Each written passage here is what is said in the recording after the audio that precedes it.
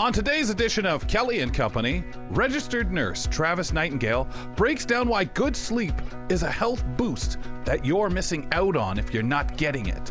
And discover how parents and non-parents can refine their wellness journey by focusing on 3 major areas. We'll do that with Lucia Bellafante later in the program. You'll never catch us napping on this show, but hang in. We talk sleep next.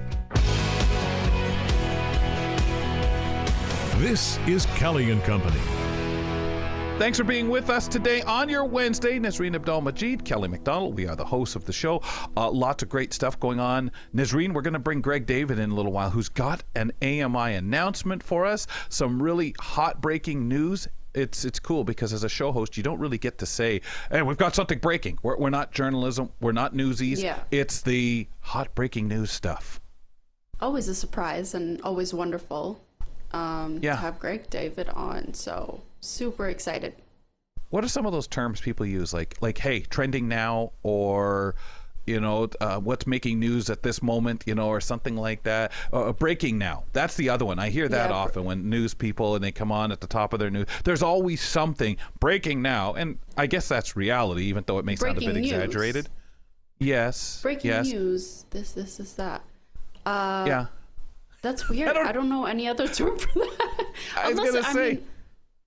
I mean, people say, okay, trending now is this and this and that. Right.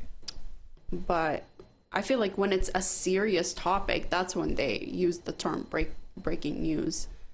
Here's what's some of them will say breaking now or making news now, and it doesn't necessarily have to be. Making news. I like that better. Yeah, me too. It's because that can include so many things as opposed to stuff that there's something terrible happening in the world, right? I mean, there's enough going on, but it doesn't always have to be a terrible plane crash. It could be, hey, listen, the Canadian dollar went up, and that's something positive, right? Yeah, exactly. I like making news better than breaking now. I feel like it's just it's a better flow. Yeah, I definitely. Earlier I was on AMI Today. And I did make a remark to Grant that he'd want to tune in. So we're waving a big hi to Grant Hardy if he's listening in right now, because I think our first guest will speak directly to Grant, Nazreen. I think our first guest will speak to me for sure. But let's get into it. So did you know getting less than 6 hours of sleep a night can double your risk of heart disease and weaken your immune system? Sleep isn't just rest, it's repair. We'll talk about what good sleep looks like, how it affects our body short-term and long-term, and simple ways to improve sleep. Travis, welcome to the show. Hey guys, how are you doing? New story Pretty unfolding. good. We need some sleep. That's what breaking now. Get a nap. I feel like this topic is directly at me. I feel, an attack on me because I've had insomnia for the longest time. So when somebody says, having less than 6 hours of sleep a night can double your risk of this and that, it was, and I think my insomnia was worse in college years, but I still feel like it's an attack on me, guys. No mean to attack, but I think we all hear it, and it's not as simple as the experts say it is to correct it. Some people, they try everything and they're not good sleepers, but there are good things and bad things with getting enough sleep. So that's what we want to talk about today. I think the big thing first and foremost is everyone hears that number, about 8 hours of sleep. So adults need between 7 and 9 hours of good quality sleep. I'm sorry if you're an insomniac, but they typically say you want to fall asleep within about 20 minutes of laying down, and you want to stay asleep with minimal interruptions at about the same time every day. So that means weekends and everything, days off too. And I think my wife says I probably fall asleep when my head hits the pillow. So it's easier for some people than others. But yeah, that is an indication of your quality of sleep, is how quickly you can fall asleep. Yeah. So what exactly does a good sleep feel like? Well, now, people can think they get a long sleep. I slept 8 hours and they wake up and they don't feel rested. So there's a lot of factors in that. Some people, they have sleep apnea and they're waking up every couple hours or every couple of minutes, even for some people, because they're not sleeping effectively. But you have essentially 4 stages of sleep. You have 3 non-REM sleep, Everyone knows the term REM sleep is rapid eye movement, where if you see someone dreaming, you can see that their eyes are kind of dotting back and forth. So that's when we dream.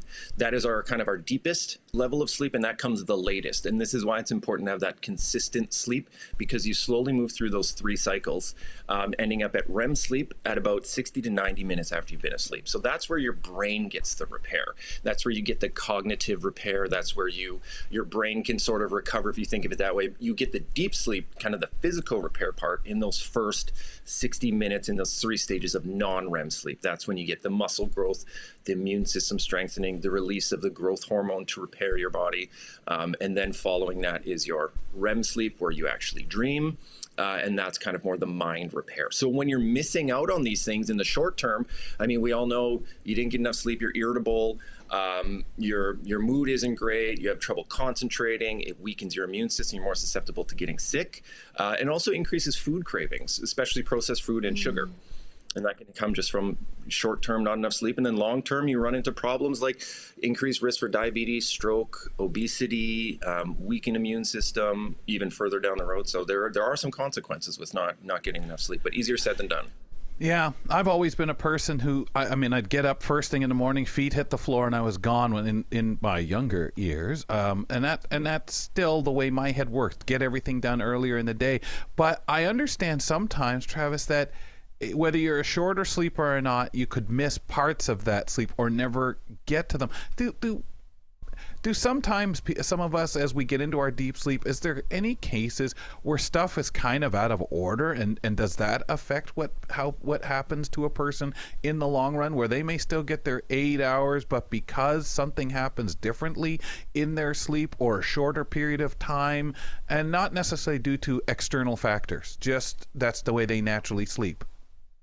Yeah, and there are a lot of reasons why people don't get into that REM sleep. And this is where sleep studies come in really well, because as you move through those non-REM sleep cycles, the brain waves actually change and it's detectable. So when you go to sleep study and have all those things hooked up to your head, they can actually calculate the brain waves, and they can see what stages of sleep you're going into.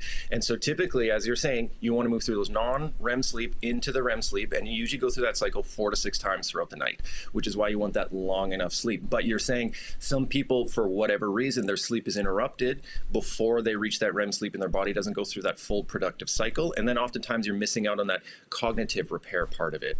Medications can be involved in that too. Some medications people take for anxiety or even for sleep. You might say, I slept for a good 8-10 hours, but you never actually reach that REM sleep, which is where your brain starts to make all those reconnections. And you can be predisposed to Alzheimer's because you're missing out on that. So there are reasons, and that's why people need sleep studies. It can be medication related, or environmental factors, health factors that prevent you from completing that full cycle.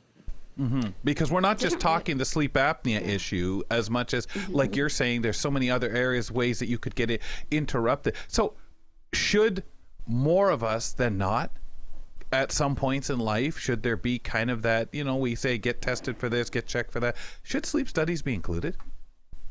I think if you are really struggling with sleep, like we're talking clinical insomnia, or you are having very impaired function throughout the day because you're so tired, like borderline narcoleptic, falling asleep because you're so exhausted, can't make it throughout the day, you're getting sick all the time, you don't know what's going on, I think a sleep study is pretty normal for somebody like that. Yeah. The average person, I don't think they're too affected by where they would need a sleep study. I don't think that's going to be recommended for everybody. No. Typically things like avoiding electronics an hour before bed helps. Some people get blue light glasses to filter out the blue light that actually can interrupt your melatonin release later at night, which helps you fall asleep, helps you stay asleep.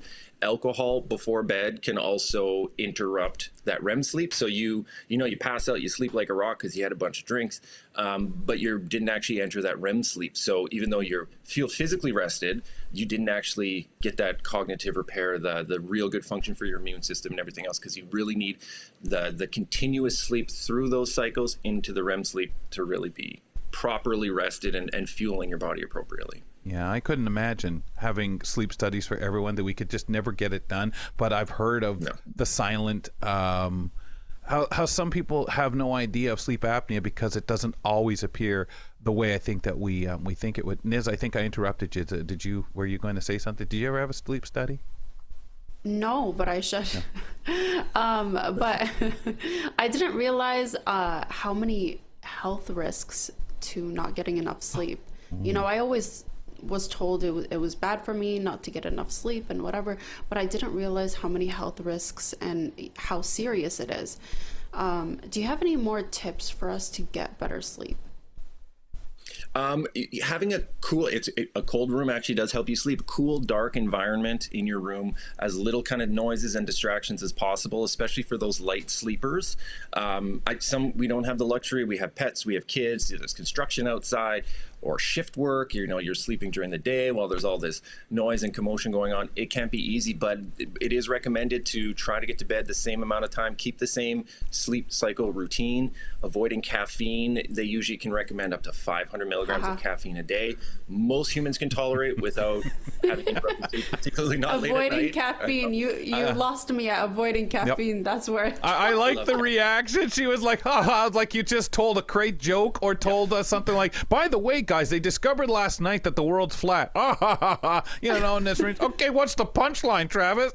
So, Travis, let's study that for just a moment, if we may interrupt you before you carry on, because of the love of coffee through the team of this show. When you say that, like, I think about my 3 or 4 cups a day, and I always have heard it shift in life. Oh, that's too much coffee. Oh, that's a great amount, because you have all the benefits of coffee, especially for diabetics and so on.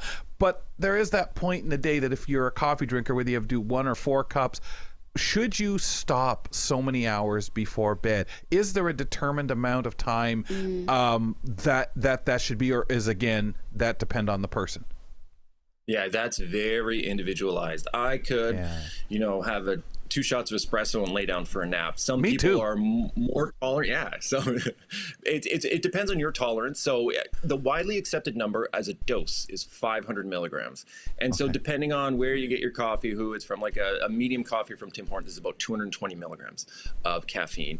Larges are up in the 350, 400 milligrams of caffeine. So the average person should be able to tolerate 500 milligrams a day without interrupting their sleep. Now, the time to cut that off is going to be very individualized. Some people can't have any coffee in the evening. Some people have to cut it off at noon, or else they notice their sleep's interrupted. Whatever works for you. If you have your 4 or 5 cups and you finish in the evening and you're sleeping fine, it shouldn't be an issue. You'll know if you can't fall asleep, you took that caffeine too close to going to bed. That's for sure. That's so understandable. Yeah, my friend is one of those people that if she drinks coffee afternoon, after 12, let's say, she won't sleep, and I can't imagine that. No, I feel like I have a high tolerance. How about you, Kelly? Oh, I know I do, because I can, like Travis, I can drink a cup of coffee and then, that'll help me sleep well. It's like, it turns into like the warm milk thing they used to say to people. Oh, if you can't sleep, get a glass of warm milk. To me, it's, I'll just have a coffee, then I'd be able to sleep. I, once in a while, think that it might interrupt me, but I do try hard to make sure I cut my coffee intake off at, if I'm going to do that 5 or 6 o'clock at night, and that's enough. Now, I might have a cup of tea, but generally I know I've fallen behind by then in my water intake, so that's usually the rest of the day. Mm-hmm. I think the most important thing to remember is we have no other way. I mean, your phone dies and you plug it into the wall. Like any electronic, we have to add this external power source. And so we know, us as humans, we can only stay awake for so long. A day, 2 days, I think 11 days is like the world record, and the person was going insane. So we have to sleep. We know that something magical, it's not really magical, something amazing happens to us. We lay down, we close our eyes, and we can somehow recharge, so we can do it for the next day and over and for 90 years. So it's no illusion that we need sleep. It's the only time our body really repairs and really recovers. And so all that hard work you do at the gym or reading or education or anything that you're doing, you're not really truly repairing from it unless you sleep. And so doing the work is one thing, but you also got to recover from the work. And we sleep a third of our lives because we have to. And if we could sleep, only 10% of our lives, we would have a horrible quality of life. So it is a necessity. 100%. We do have to sleep, unfortunately. I used to find it annoying. Like, I hated, especially as a kid, I started a real hate for sleep. I'm excited. Hey, man, we go to the fair tomorrow. Yay. What the heck? What do you mean I got to go to bed? I ain't got time for that. I'm getting ready for the fair. I hated it. And, I think you're every trying child to is concentrate. like that, though. Well, even as a teenager, and it's like, well, adulthood, like, and you love naps. yeah, well, yeah, that's it. You know, or I found it inconvenient because I'd fall asleep trying to read an audio book and get mad and have to go back and go back and go back. It's one of those things that I've always found, geez, Travis, we sleep so much of our life away. Yeah, and we have to. Like I said, if people say, oh, I can sleep when I'm dead. Well, you'll be dead a lot sooner if you don't sleep. So it seems silly to say you sleep a third of your life, but that's 8 hours out of the day. So you're awake for 16. I promise you, the following days are going to be a lot worse if you don't try to get that 30% of your day in bed. My mother had narcolepsy. And again, we used to tease her, of course. Oh, Mom, you could sleep on a clothesline. Ha, ha, ha. Not at all funny, of course, with people who suffer through it and the problems that come with it, any more than people who can't sleep. Yeah, no, absolutely. It's horrible. There have been medical studies that people actually strangely volunteer for to stay awake as long as they can, and they study the effects of that on the brain, and there are profound effects on the brain and the body, and you're fully hallucinating. People start losing motor control, digestive system, everything. Every system in your body requires some sort of recharging process. Now, food is our fuel, and our water, we kind of not really good acronym for what, or analogy for what the water is, but sleep is our recharging. That is when we recover. So we do need it, and without it, horrible things happen to people. I mean, people who really struggle with mental health, sometimes they are unable to sleep. Drug addiction is a big thing too. You get mental health combined with the drug addiction. People aren't sleeping, and unfortunately, you see these people on the streets. You see them downtown, and it's sad. And a lot of times, this isn't just mental health. This is a lack of sleep. People can have a stable mental health disorder, stable schizophrenia, and all that happens, they go a night or two without sleep, and it sets everything off because it's so imperative to the brain. Yeah, and of course, you hear the people say who are living on the street, they take drugs so they don't sleep because someone will steal, rob them while they're sleeping, and can you just imagine what that's doing to the body? And some people have, they have sleep disorders, or they're scared that they sleepwalk and they don't know what they're going to do, or where they're going to wake up, and they're scared to fall asleep because they don't know what's going to happen when they fall asleep, which would also be scary because I love sleeping. So I love being awake as much as I love sleeping. When it's time to sleep, I'm ready to sleep. If I can nap, I will nap. But I'm a nurse, so I got to take my sleep where I can get it, because working day shifts, night shifts, you're all over the place. I can imagine. You have long shifts. And how hard is that on a person's body, regardless if they have the long shifts or, hey, 3 weeks you work nights, then you're on days? So myself, I work 2 day shifts and then 2 night shifts, and then I'm off for 4 or 5 days. So I don't really ever get used to days or nights, or I guess I don't really get used to nights because I'm always up during the day, but it definitely takes a toll. I've heard of studies that people who work shift work, they live like 10% shorter than people who don't, or they're X, Y, and Z more predisposed to other things. So that irregular sleep, that shift work sleep where you're sleeping during the day against your circadian rhythm, you don't get as restful of a sleep. You don't go through these 4 to 6 cycles of, the REM sleep and the non-REM sleep. So it does disrupt that, and over time it does take a toll on it, but it's hard. You still have to function in normal society. So you work a night shift, and then you're off during the day. You can't sleep all day because the world still happens. So you take the sleep when you can get it. But yeah, it takes a toll. Yeah, that's hard. That's hard with shift work, because at a certain point you just get used to the timing. But if you're shuffling through different types of hours, doing night shifts, day shifts, your body it's hard to get used to that. So it is, that sounds, it doesn't know what's going on. Hard. So if you work a 12-hour shift, that means 5 o'clock is the same whether it's 5 a.m. or 5 p.m. And if it's you go to bed 3 hours after you get home from work, then you should do the same thing on your night shift. Go to bed 3 hours after you get home. So if you normally sleep at this time, you do the same thing whether it's AM or PM. If you normally wake up at this time, you do the same thing AM or PM. That's the only thing that I've done that really kind of works for me. Everyone's different. Most people don't sleep well after night shifts, so it's hard. And they also give the numbers. Well, there used to be standard 8 hours of sleep, and they now break it down to seniors, middle-aged people, average, adults, to even teenagers, and who should get X. And I've heard hours, like amounts like 10, 11 hours, and I think when I was a teenager, that would have just been a waste of a day. Right. That was reserved for Saturday, maybe. Yeah. But think of how much that young body is growing. The mind is learning so much. The bones, your muscles, everything is growing so much. You got it like a puppy. Puppies just sleep like 18 hours a day, 20 hours a day. They're growing so fast. So same for us humans. Well, I think about all the activities. Like when I was a teenager, I was doing karate and wrestling and other sports and stuff. And if your body doesn't have that time to recover from all those things, you're just done for. Mm-hmm.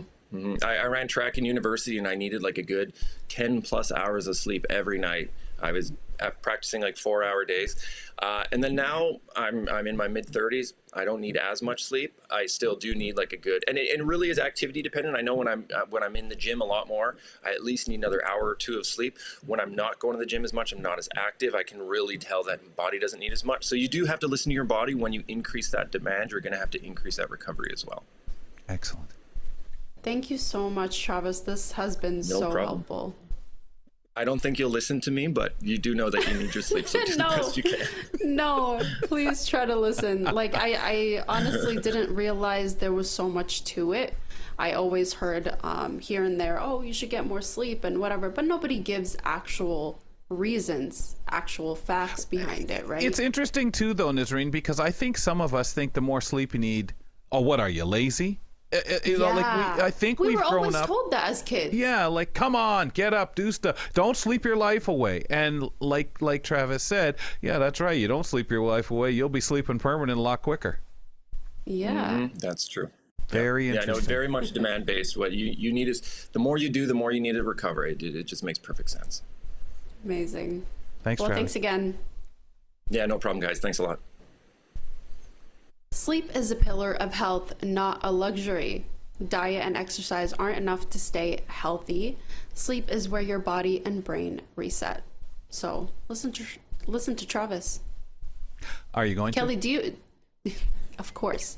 I'm going to try. Okay. I feel like I do have a high tolerance of coffee, but I think I'm going to start trying to, stop at a certain point.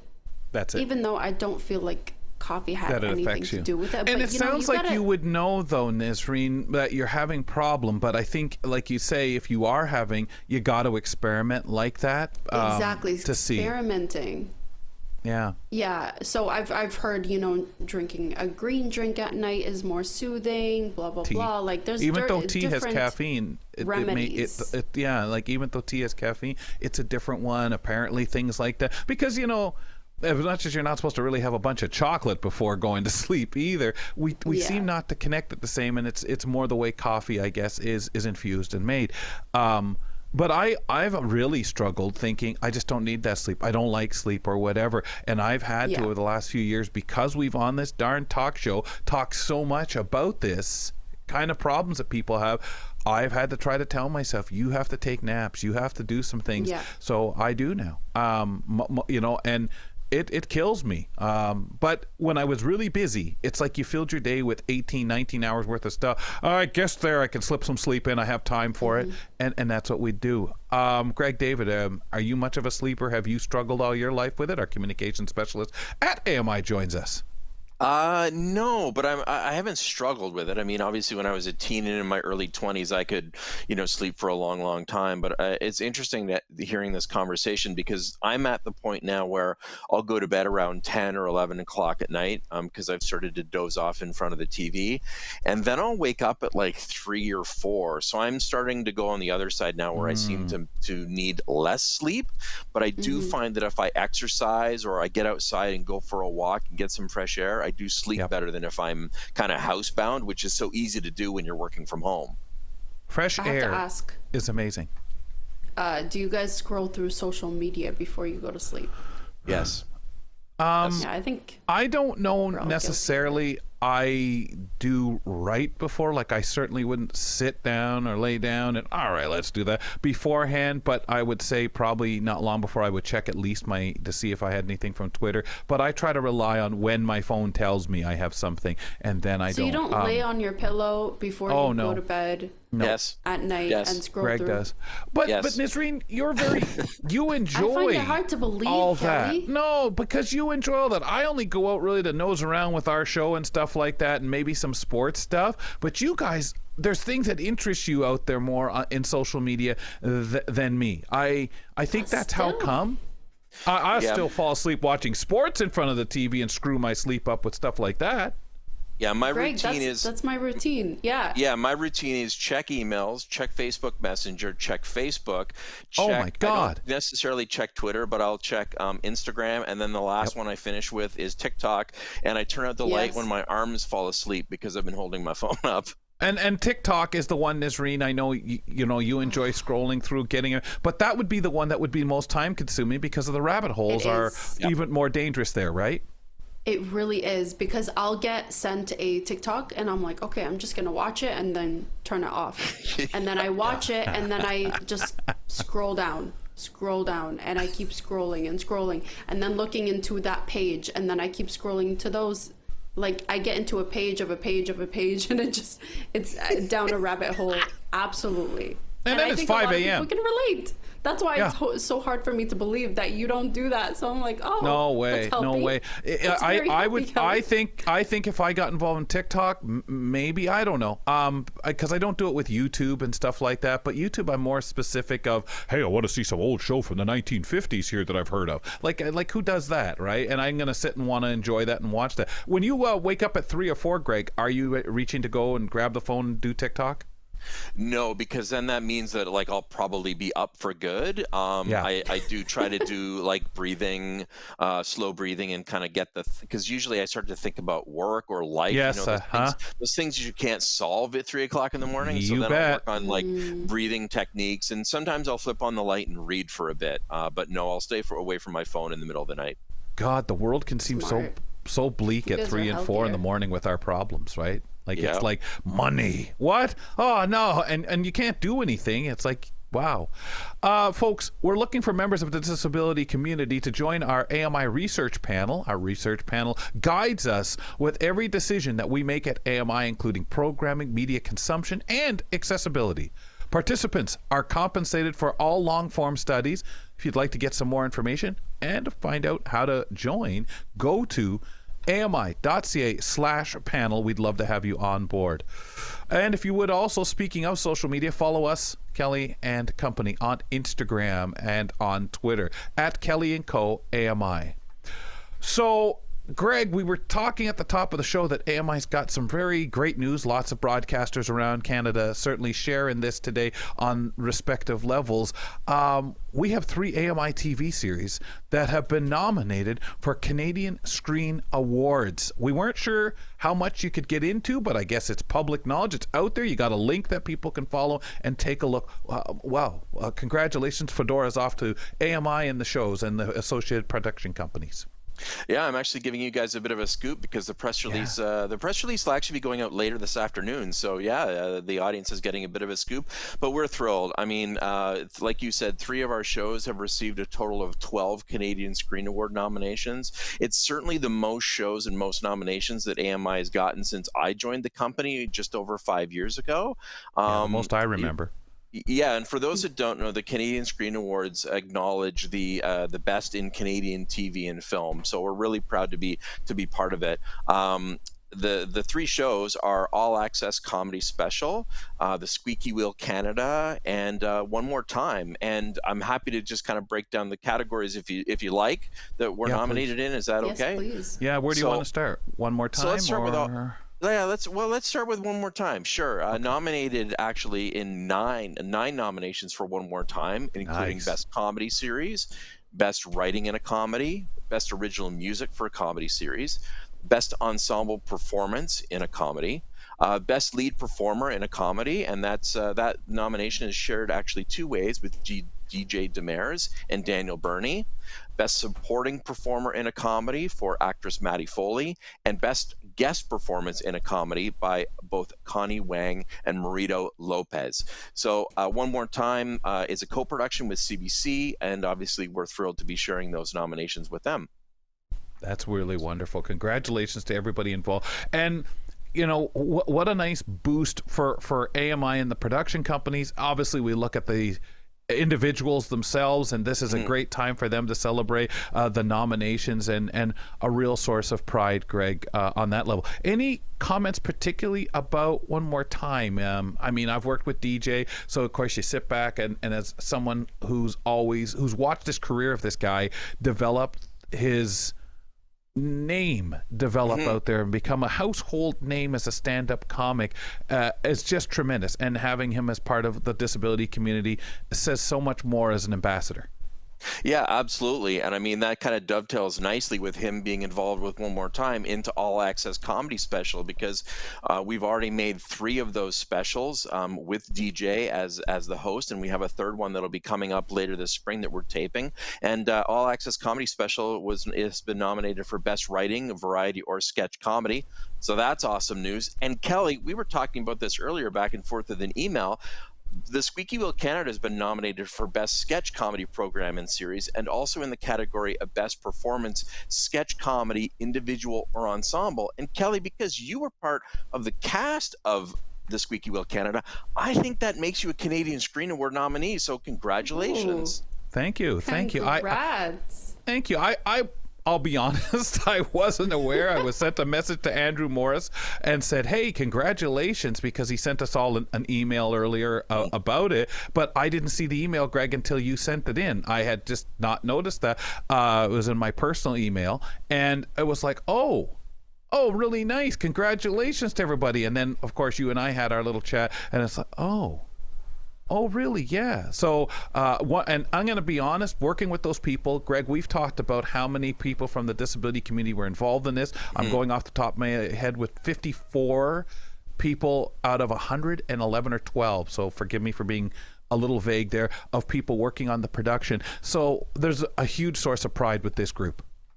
Yeah, absolutely. And I'm glad that you brought that up, because by far it's the show with the most disability representation, both in front of the camera and behind the camera. So yeah, if you do want to check out the Canadian Screen Awards, they're going to be presented from Friday, May the 30th through Sunday, June the 1st. And so that Sunday, June the 1st is the big gala that'll be streaming on CBC Gem. And that's when we'll find out about some of the bigger categories like Best Comedy Series. That'll be announced on the Sunday night. And then through Friday and Saturday, it will be the other categories. And if you want to check out the Canadian Screen Award nominated programs, all 3 of them are available to stream anytime for free on AMI Plus. Greg, for people out there wondering, nominations are just tremendous. They do so much for everyone involved. But when we isolate it in the case of a company like AMI and where we're at and the goals that we have about creating content, evergreen, original content that speaks to the community, speaks to to Canada, what does this do for that kind of prestige and the look of AMI? I'm trying to find the word I want to use, but mainly our persona out there. Yeah, no, I get exactly what you mean. You know, how does it kind of, expand and make us more discoverable? I think that's what it does. Yes. You know, when you get nominations, whether you win or not, it gets the name of the company out there. And we're seeing that more and more over the last couple of years. It's just been incredible, the number of production companies that have jumped on board with new programming. We made a little bit of a change to the type of programming that we made. And I think that that's a big part of it. I know that when representatives from AMI go to conferences to talk about our company, people come up to them now and say, we would love to work with you. And so, yeah, nominations like this for the Canadian Screen Awards, it just elevates our name out there in the Canadian television industry. We've got some I got an email this morning about some potential productions coming up in the next year, and they're very, very exciting and feature some very big production names. So, yeah, it's looking great for AMI. It's powerful because so many production companies now approach AMI. Say, hey, we've got an idea. Hey, we'd like to work with you for many different reasons. People can sit here and say, well, is there tax reasons? Is it, it's nice to be associated with the broadcaster for accessibility? Yeah, all that's nice and all. But I think what's so beautiful, it's a frontier that so many people can say, I got an idea for a script. What am I going to do with this? And maybe they've sat on this for a while or a concept. And AMI now, as they learn more about, emerges as a potential. And as you mentioned a while ago, the partnerships with networks like CBC and other people around the world. Yeah, we're the experts at storytelling when it comes to the disability community across Canada, and all these other companies and networks recognize that, and so they come to us with their ideas, and they want to work with us because we know how to do it well. Yeah, so true. Thanks, Greg. Thanks so much for having me.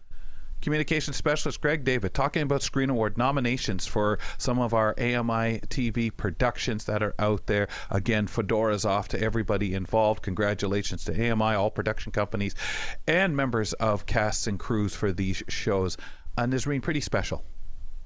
Pretty special indeed. No, it's amazing. It's an amazing feeling. And the representation is there, and I love that. Yeah, I think, I used to say when I started doing TV work, when I was doing Blindsided, when I was on AMI this week, and people would come up and say, hey, I know you. I've seen you on. But what I loved so much wasn't the business of, oh, you're blind. Now, how did you get up today and get to this place where you're standing against this fence talking to me now? It was, and I don't mean to sound condescending, ladies and gentlemen. Like, there's people out there who they don't understand. I'd rather somebody ask me a question if they honestly want to know that. That's wonderful. Mm-hmm. But as a person who lives with disability every day, you know, oh, I did this. I took the bus. I then transferred to a subway. You answer them legitimately. But for me, the piece that was important as a member of AMI was the fact that people stopped me and ask questions about things they saw me doing. Hey, you're here at this place. Are you going to do something? Are you shooting something? They treated me like a regular person. Yeah, I guess celebrity, but more so legitimate person. We have enough to question ourselves, not just, a blind person doing something, but everyone kind of wonders, do I belong here as an actor, as a performer, as a singer, dancer, whatever it might be? It's people giving you validation that hopefully calms you down to say, yes, I do know the time I'm putting into this really does work. I am worthy of being here. And I think when people give you that, they'll ask those questions, sure, it's a nice ego boost. Hey, someone notices me, remembers me.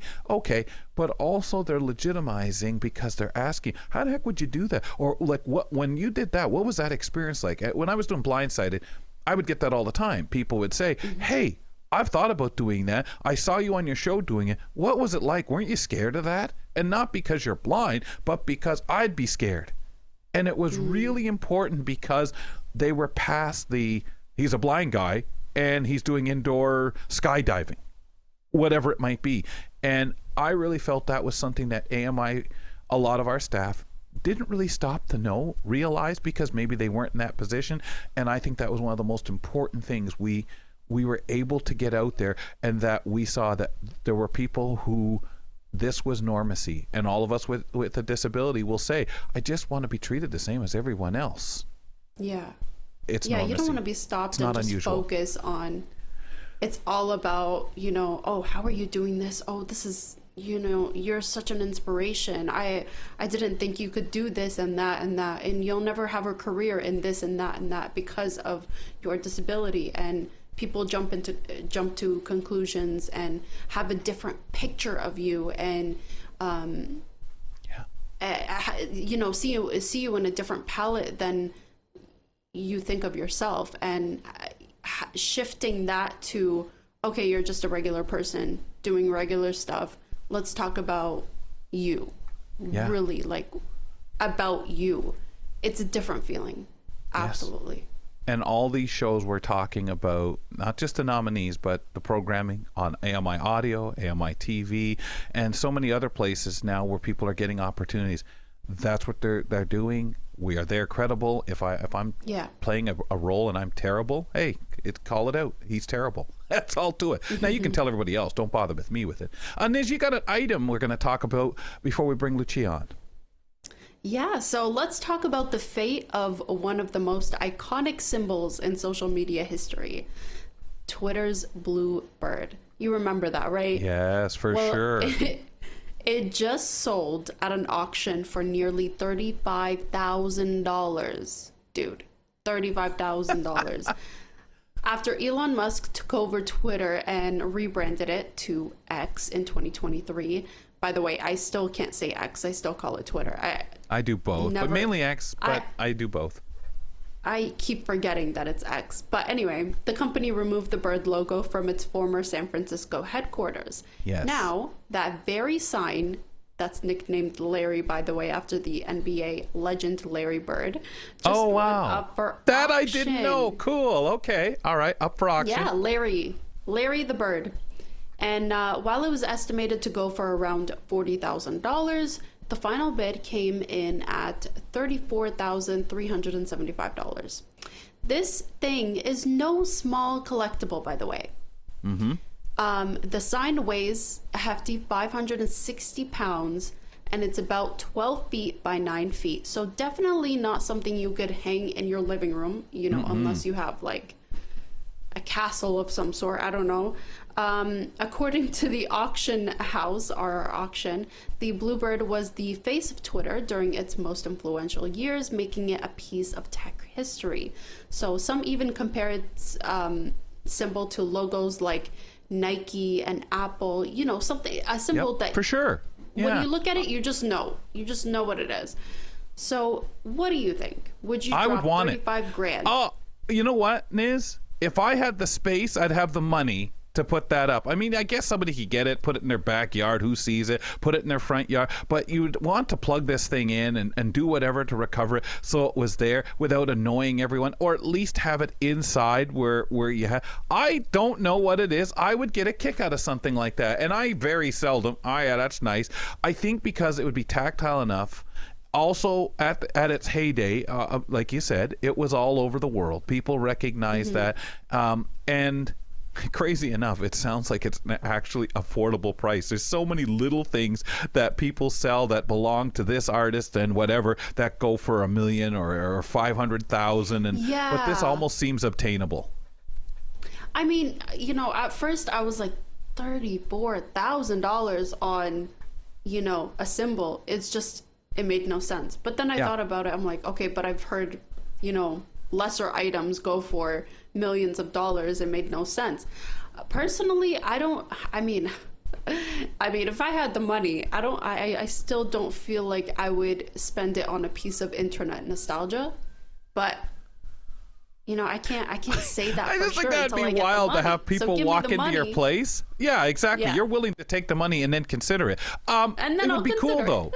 Somebody walk into your place, hey, a nice book. Oh, what's that? Hey, I know that. I think that would be funny in itself. Or if you had a place of business, whether it was internet-based or electronics-based, whatever it might be, anyone walking in, could be a clothing store, would recognize that. And you could link it up to what you're doing, and this is the reason I got it, and blah, blah, blah.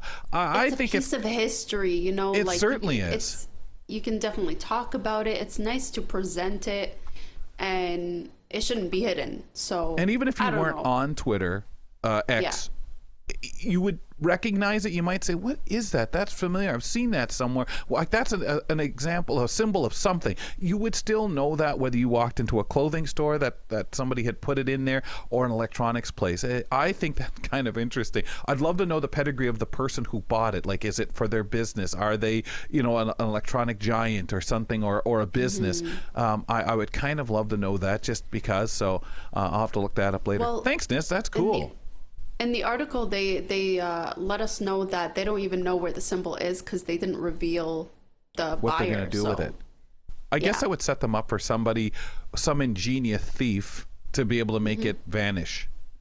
Yes. Yeah, I mean, we've seen that. I know our Labatt Memorial Stadium here in London, which is the oldest working baseball stadium in the world, their sign disappeared at one point outside of the stadium. Crazy. How do you make a huge sign disappear? Like, it blows my mind. Yeah, how does that happen? Wow. And this thing, though, 500 pounds, 3 people could cart it off. It's just awkward to move it. Yeah, 560. 12 by 9 feet. 12 by, and that too, when you think about the length, in a place, if you could get it through the darn door, you might be able to prop that up in an area of a person's living room, and it sit there, as long as you have the high enough ceiling. Folks, check out our podcast, if you wouldn't mind, from your podcast platform of choice. While you're in there, if you wouldn't mind as well, give us a rating and review. Also, since you're doing that kind of thing, go over to YouTube.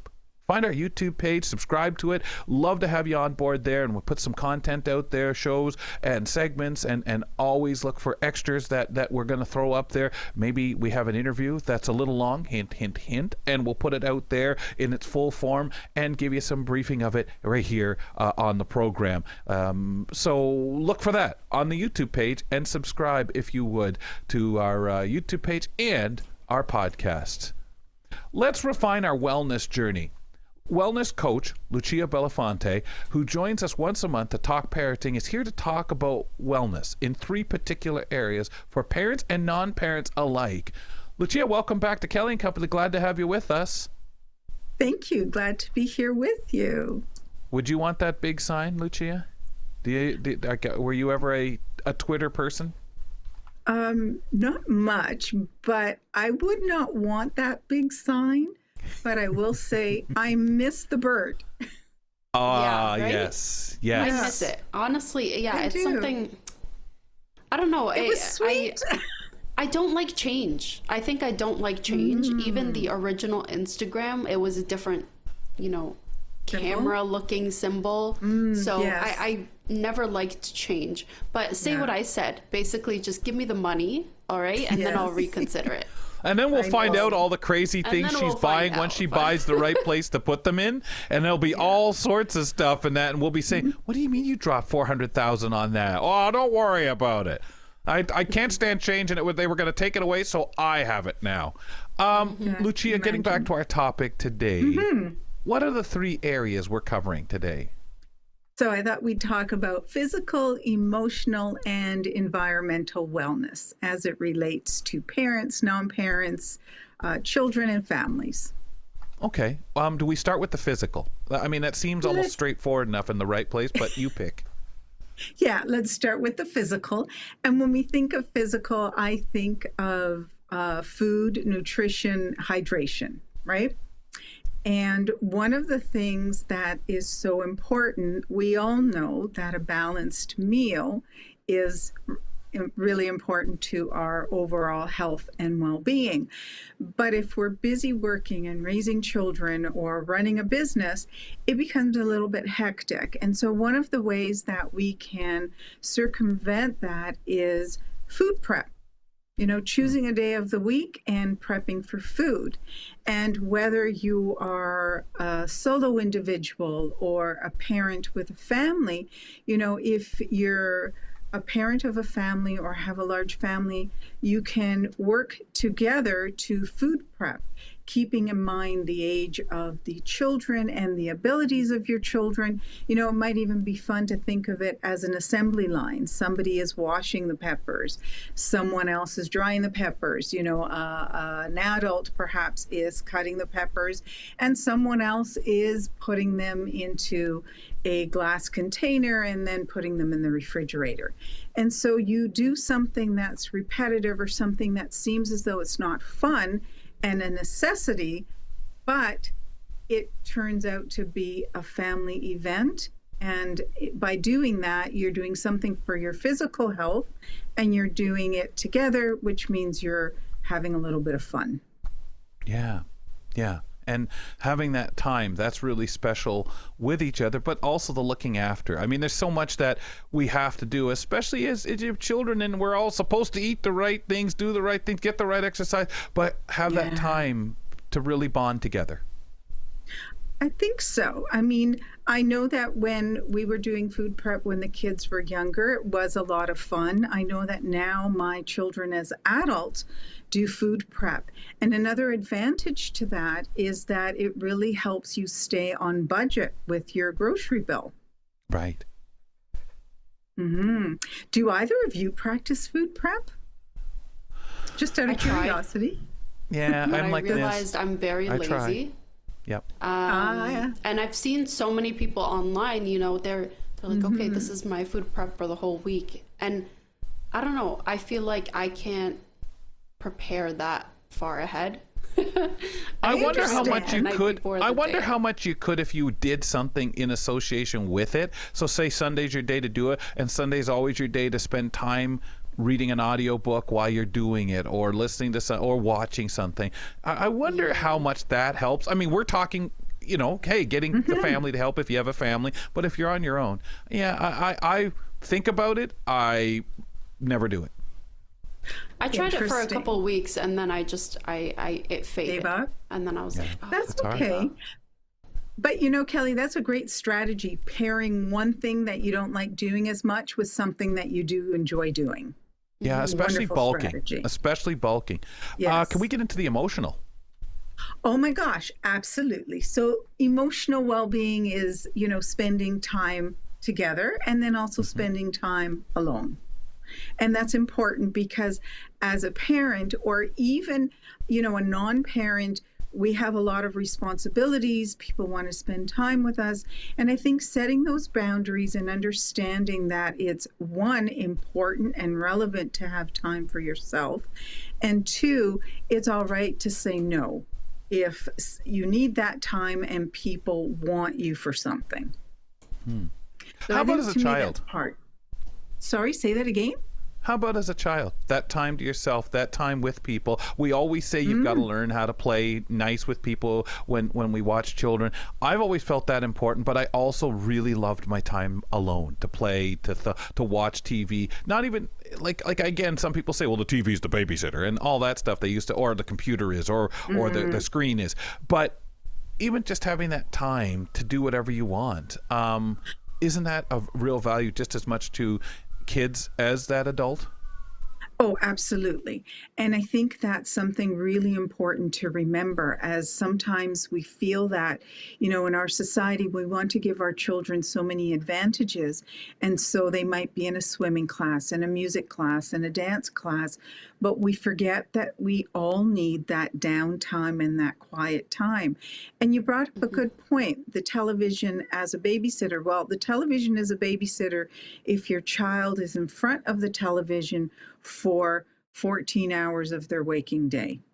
I don't think personally that television is a babysitter if a child is enjoying a program on a daily basis that they really like and it's their quiet time. Everything in moderation, balance. Creates balance, it creates a routine. Yeah. It's just healthier. It is. And we shouldn't dictate how someone spends their quiet time.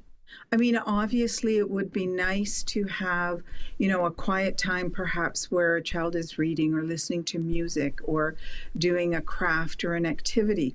But as an adult, I'm not ashamed to say that there are times after I've worked, especially on a project where I've had to really think for a long time, I like to watch some mindless, silly television program or something on YouTube, right? No, it really makes a difference. Like, I just want to watch one of those shows that are like stupid and you don't have to like pay attention really. Yes. It's just in the background and your mind is just at ease.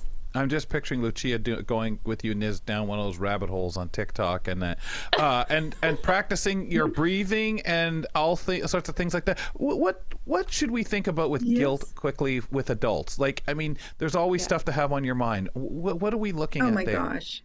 Well, I think with guilt, I like to say that guilt is really a pointless, useless emotion, right? Right. And we need to look at it. We need to examine it. So if you're feeling guilty about something, so I'm going to really simplify this, okay? But if you're feeling guilty about something, I think you need to examine it, meaning what is it that you're feeling guilty about and why? Is it something that you can rectify? Is it something that can be rectified easily and almost effortlessly? And then you can take some steps forward to do that, and then you let go of your guilt. As a parent, again, I'll share, I find that I'm always feeling guilty, especially when the children were younger, thinking, oh, I could do more, I could do better. But we need to understand that sometimes when we are doing our best, when we're listening to our children, having those conversations, being mindful, being present, we truly are doing our best. And so we need to let go of that type of guilt, because really it's not serving us and it's not serving our family. Hear, hear. Lucia, I've got about a minute. Do you want to jump into environmental? A minute? Oh my gosh. I know. Environmental. How about creating a home that supports your well-being? And for that, let's just say that's going to be different for everyone. But there are some things that we can keep in mind. We want our home to be clean. We want it to be safe for everyone. That might mean that we have grab bars in place if necessary, non-slip flooring. Sometimes it means having a high contrast tape on stair risers. Whatever that is, making certain that everyone can get around and the home in a safe, unobstructed way. And another one is making certain that things that need to be accessible are accessible to the persons that require them. How's that? Okay. That was good. Amazing. You did excellent. You didn't even get to where the music starts to play. Always, as usual, Lucia, glad to have you back. I know you were under the weather last time we were going to have you in. Glad you're feeling better, and always love the words. Thank you. Take care. We'll talk to you next month. Take care, everyone. Stay well. Talking Parenting, Lucia Bellafante here on the program. And Nazreen, we'll talk to you tomorrow on the Thursday edition of the show. Absolutely. Email us, folks, kellyco@ami.ca, and give us a call, 1-866-509-4545. On our next program, Thursday, author Ann Mock says, visibility and vulnerability create a powerful ripple effect. She shares how her Canadian Fine series online is bridging communities and boldly claiming space for people with disabilities. That conversation and a few more on the next edition of Kelly and Company. Fedora's off to you. Thanks for tuning in to Kelly and Company. Follow us on all social media, and don't forget to like and subscribe to the channel for more.